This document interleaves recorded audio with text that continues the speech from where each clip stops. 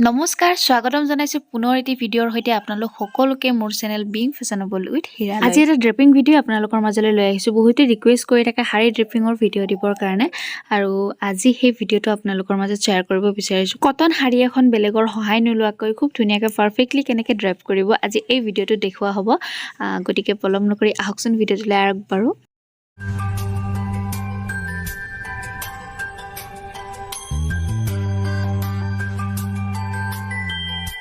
আজি মই দেখুৱাম এইখন কটনৰ শাৰী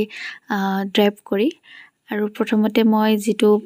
পেটিকোট হয় হেতু পিন্ধি লৈছো বডি শেপাৰ টাইপৰ আহে এনেকুৱা ধৰণৰ আৰু শাৰীৰ লগত এনেকুৱা ধৰণৰ পেটিকোট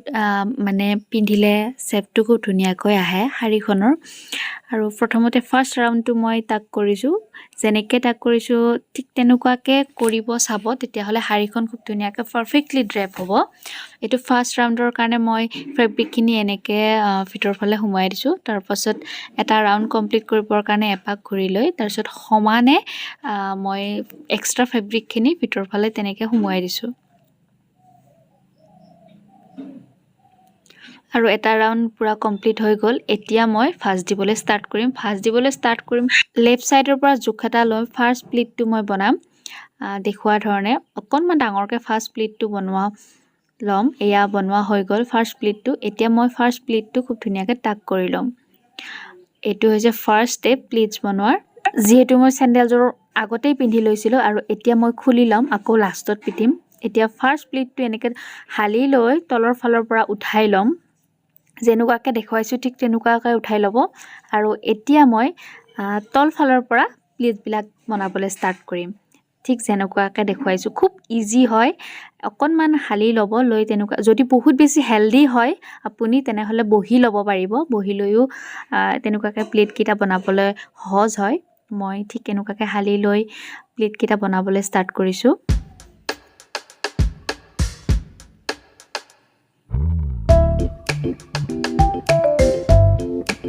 অকল কটন শাৰীয়ে নহয় হেভি বেনাৰসী টাইপ তেনেকুৱা ধৰণৰ শাৰীবিলাকো এনেকৈ পিন্ধিব পাৰি এতিয়া যিকিটা প্লিটছ মই বনাইছিলো মই ফৰিৰে আগফালে তেনেকৈ গছকি লম আৰু ফাৰ্স্ট প্লিটটো যে মই মেৰিয়াই লৈছিলো সেই প্লিটটো মই উঠাই ললো এতিয়া মই তলফালে যেনেকৈ ভাঁজ দিছিলো সেই ভাঁজ মই ওপৰ ফালে এটা এটাকৈ উঠাই প্লিটছ কেইটা বনাই লম খুব ইজি হয় এই সিস্টেমটো কৰি চাব বেলেগৰ সহায়ৰ কোনো প্ৰয়োজনেই নাই নিজাকে কৰিব পাৰিব যিসকলে প্ৰথমবাৰ শাৰীও পিন্ধিছে তেওঁলোকৰ কাৰণেও বহুত ধুনীয়া এপ্লিকেবল হ'ব এই সিস্টেমটো এনেকুৱাকৈ প্লিট কিটা বনাই ললো আৰু খুব ধুনীয়া একদম সমান হৈ যায় গোটেই কিটা প্লিটছ পাৰফেক্টলি হৈ যায় মানে এটা ডাঙৰ এটা সৰু তেনেকুৱাকৈ নাথাকে বা তলফালে আঁচল ওলায়ো নাথাকে খুব ধুনীয়া হৈ যায় আৰু এয়া মোৰ কমপ্লিট হৈ গল প্লিটছ কেইটা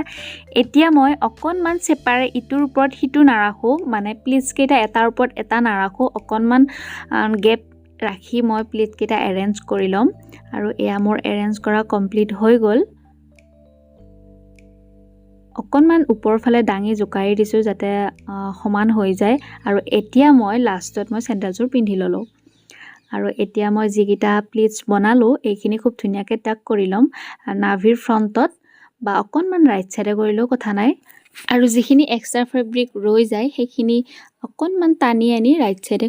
খুচি দিলে হৈ যায় এতিয়া মই আঁচলৰ কামখিনি কৰিম আঁচলৰ কাৰণে যিখিনি ফেব্ৰিক ৰৈ গল সেইখিনি এটা পাক ঘূৰাই আনি মই পিছফালে চাদৰৰ মেখেলা পিন্ধোতে যেনেকৈ পিন মাৰো ঠিক তেনেকৈয়ে কান্ধত সেই পিনটো মাৰি লম এতিয়া মই সন্মুখৰ কামখিনি কৰিম অকনমান আঁচলটো ওপৰ ফালে উঠাই দিয়াৰ পাছত যিকিটা ভাঁজ হয় সেইকিটা খুব ধুনীয়াকৈ এৰেঞ্জ কৰিলে হৈ যায় বহুত এটা কষ্ট কৰিবলগীয়া নাথাকে হাতখন ওপৰলৈ যেতিয়া উঠাই দিয়া হয় আঁচলটো দাঙি নিজে নিজে কেইটামান ভাঁজ হৈ যায় আৰু সেই ভাঁজ কেইটাৰ সৈতে এটা পিন মাৰি ল'ব পাৰে আৰু এয়া মোৰ ড্ৰেপিং কমপ্লিট হৈ গল দেখিছে ইমান ধুনীয়াকৈ খুব কম সময়তে বেলেগৰ সহায় নোলোৱাকৈ কমপ্লিট হৈ গল ড্ৰেপিংটো আপোনালোকে এনেকৈ ট্ৰাই কৰি চাব হেভি শাৰীৰ লগত এনেকুৱা ধৰণৰ ট্ৰিক এপ্লাই কৰিলে খুব ধুনীয়াকৈ ড্ৰেপ হৈ যায় ভিডিঅ'টো কেনেকুৱা লাগিলে নিশ্চয় জনাবলৈ নাপাহৰিব লগতে যিসকলে ভিডিঅ'টো শেষলৈকে চালে তেওঁলোক সকলোকে মোৰ ফালৰ পৰা বহুত বহুত